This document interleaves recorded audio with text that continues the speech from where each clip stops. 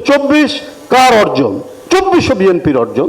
আমরা যদি ঘরে বসে থাকতাম, আমরা যদি মানে ভারপ্রাপ্ত চেয়ারম্যান তারেক রহমান সাহেব যদি আমাদেরকে না বলতেন, আমরা কি যেতাম রাস্তার মধ্যে? আমরা তো যেতাম না।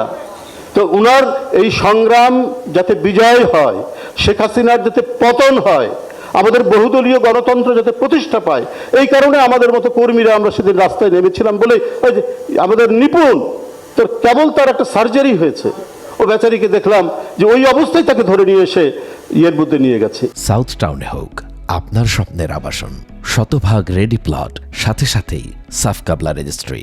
এই যে টোটাল যে মানে যে ঘটনাটা আন্দোলনে, তো 24 কার অর্জন? 24ও বিএনপির অর্জন।